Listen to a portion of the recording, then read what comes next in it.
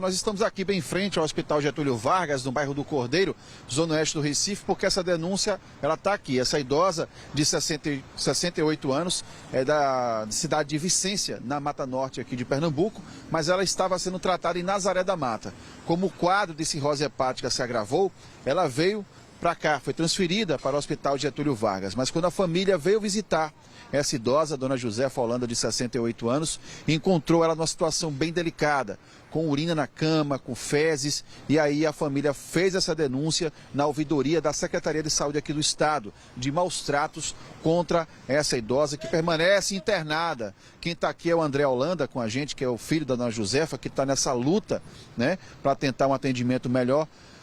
André, quando vocês chegaram aqui, qual foi a situação que vocês encontraram a sua mãe dentro da ala vermelha aqui do Getúlio Vargas? Boa tarde. Boa tarde. Primeiramente, eu queria deixar bem claro que a gente trouxe a minha mãe no sábado. A gente, quando pediu a solicitação para a remoção dela, a ficha que entrou foi para aqui, para o Getúlio Vargas, e a gente trouxe ela, deixou ela aqui na última segunda-feira, quando a gente viu pela última vez ela com os olhinhos abertos. Eu ainda falei com minha mãe, ela ainda sorriu para mim, e na terça-feira, quando voltamos, no horário da visita, encontramos minha mãe umedecida de xixi, o catéter dela batendo já, ela não conseguia nem suspender mais a mãozinha em cima do xixi, e as fezes que ela tinha feito já estavam enrijecidas por cima da barriga dela. Então a gente foi fazer a reclamação, e naquele horário os técnicos de enfermagem lá, uma técnica chegou e disse pra gente: ou a gente faz a limpeza ou a gente abre a visita. Eu falei pra ela: se fosse o caso, vocês deveriam até suspender a visita,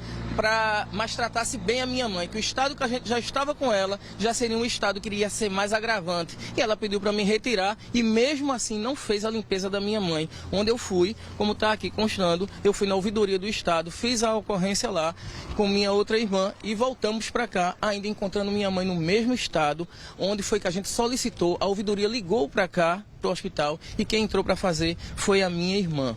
Eu queria dizer a vocês que eu não posso... Sua irmã é quem entrou para fazer essa higienização, né? Exatamente. Eu queria dizer a vocês que eu não posso provar que isso ocasionou hoje o quadro da piora da minha mãe, mas eu posso dizer a você que bem não fez. E hoje minha mãe encontra-se entubada, que não estava, minha mãe encontra-se num estado totalmente gravíssimo, e eu não poderia deixar de fazer esse registro, não só por ela, mas por outras pessoas que não têm voz e vez, e a gente precisa denunciar, porque a gente não é bicho, nem é lixo, e minha mãe pode hoje realmente vir a óbito por conta de negligência médica. O senhor foi até aqui o hospital, estava lá dentro, a gente estava aqui aguardando. O senhor está com um laudo em mãos, porque o senhor vai procurar o Ministério Público de Pernambuco. Sim, vou tentar até a última instância, porque eles alegam, e eu sei que o grau dela está gravíssimo, e eles até dizem que não pode fazer a remoção. Minha mãe ainda encontra-se na ala vermelha, desde o sábado que a gente luta por uma vaga na UTI.